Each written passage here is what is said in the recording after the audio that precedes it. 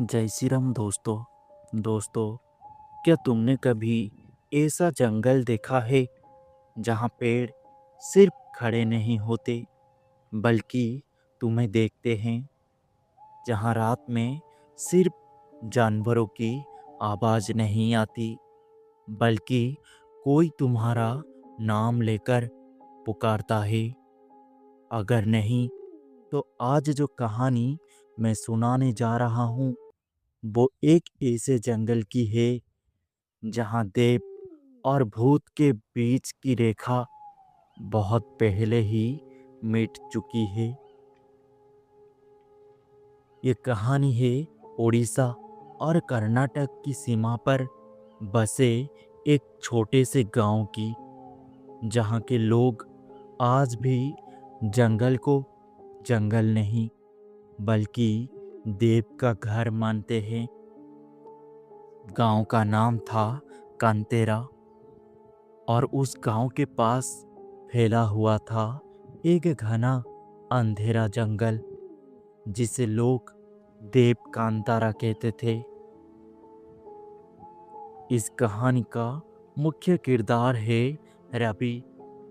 रवि एक यूट्यूबर था जो 100 प्लेस की वीडियोस बनाता था। उसके साथ थे उसके 3 दोस्त अमन, विकास और सौरभ। चारों ने डिसाइड किया कि इस बार कुछ अलग करेंगे। रवि ने कहा, चलो किसी असली ट्राइबल जंगल में चलते हैं जहाँ कोई फेक स्टोरी ना हो। और तभी किसी ने उन्हें कांतेरा गांव के बारे में बताया। जब वो लोग गांव पहुंचे तो वहां का माहौल अजीब सा था। लोग बात कम करते थे और आंखों में डर साफ दिखता था। एक बूढ़ा आदमी उन्हें देखकर बोला, जंगल में जाना है तो जाओ, लेकिन रात होने से पहले लौट आना। रवि हंसते हुए बोला, बाबा हम घोस्ट हंटर से हैं, डरते नहीं। बूढ़ा धीरे से मुस्कुराया बूढ़ा धीरे से मुस्कुराया और सिर्फ इतना कहा, यहाँ भूत नहीं है, यहाँ देव है। और देव जब नाराज होते हैं तो इंसान बचता नहीं। और गांव वालों ने उन्हें कुछ अजीब नियम बताए।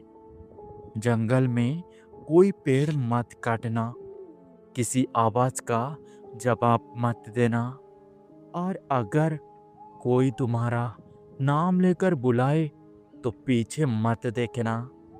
लेकिन रवि और उसके दोस्त हंस पड़े और बोले, ये सब तो कंटेंट है, परफेक्ट वीडियो बनेगी। और शाम होने से पहले वो लोग जंगल में दाखिल हुए। शुरुआत में सब नॉर्मल था, पंखियों की आवाज, हवा की सरसराहट। लेकिन जैसे जैसे वो अंदर बढ़ते गए जंगल चुप होने लगा। इतना चुप कि अपने दिल की धड़कन भी सुनाई देने लगी। सौरभ ने धीरे से कहा, भाई ये साइलेंस थोड़ा ज्यादा नहीं है। अचानक दूर कहीं से ढोल की आवाज आने लगी। रवि एक्साइटेड हो गया और बोला, यही तो है असली ट्राइबल वाइब। और वो लोग आवाज के पीछे चलने लगे। जैसे ही वो एक खुली जगह पर पहुंचे, वहां जमीन पर राख बिखरी हुई थी और बीच में एक बड़ा सा पेड़ जिसके तने पर किसी जानवर का खून सूखा हुआ था। अमन बोला, ये तो कोई रिचुअल लग रहा है। तभी पीछे से किसी ने बहुत धीरे से कहा, रवि। सब स्तब्ध हो गए। रवि ने पीछे देखने की कोशिश की, लेकिन तभी विकास चिल्लाया, मत देखो, नियम याद है।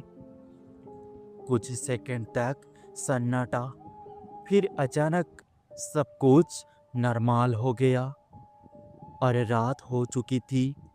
उन्होंने डिसाइड किया कि यहीं कैंप लगा लेते हैं। लेकिन जैसे ही आग जलाई, आसपास के पेड़ों की परछाइयाँ अजीब तरह से हिलने लगी, जैसे कोई उनके चारों तरफ घूम रहा हो। सौरभ ने धीरे से कहा, भाई, कोई हमें देख रहा है। रवि हंसने की कोशिश किया और बोला, कैमरा चालू है, कुछ भी नहीं है। लेकिन कैमरा में कुछ और ही रिकॉर्ड हो रहा था। जब उन्होंने फुटेज देखा तो सबके चेहरे सफेद पड़ गए, क्योंकि कैमरा में साफ दिख रहा था। उनके पीछे एक काला साया खड़ा था, लंबे बाल और आंखें पूरी तरह सफेद। लेकिन असली डर ये था कि वो साया उनकी हर मूवमेंट कॉपी कर रहा था। और अब रात के 2 बजे अचानक ढोल की आवाज फिर से शुरू हुई, इस बार बहुत पास से। और इस बार सिर्फ आवाज नहीं, बल्कि कदमों की आहट थी, जैसे कोई नाचते हुए उनकी तरफ आ रहा हो। अमन चिल्लाया, भागो यहाँ से। लेकिन जैसे ही वो भागने लगे, जंगल बदलने लगा, रास्ता गायब हो गया, पेड़ अपनी जगह बदलने लगे और हर तरफ से एक ही आवाज आने लगी, क्यों आए हो, क्यों आए हो। अचानक उनके सामने एक भयानक रूप प्रकट हुआ, आधा इंसान आधा जानवर, पूरी शरीर पर राख और आंखों में आग। और वो देव था या कुछ और, कोई नहीं जानता। उसने धीरे से कहा, ये जंगल हमारा है, तुमने नियम तोड़ा, अब तुम यहाँ से नहीं जाओगे। रवि रोते हुए बोला, हमें माफ कर दो। लेकिन वो चीज बस मुस्कुराए और अगले ही पल अमन चीखते हुए गायब हो गया। एक एक करके सबके साथ वही हुआ।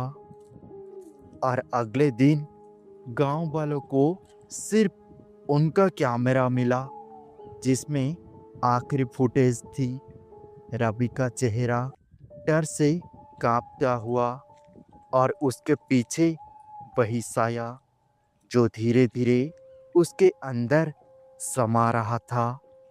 उसके बाद से कहते हैं, हर साल जंगल में 4 नए लोग दिखाई देते हैं, जो किसी को पुकारते हैं नाम लेकर। अगर तुम कभी उस जंगल में जाओ और कोई तुम्हारा नाम लेकर बुलाए, तो पीछे मत देखना, क्योंकि हो सकता है वो इंसान ना हो।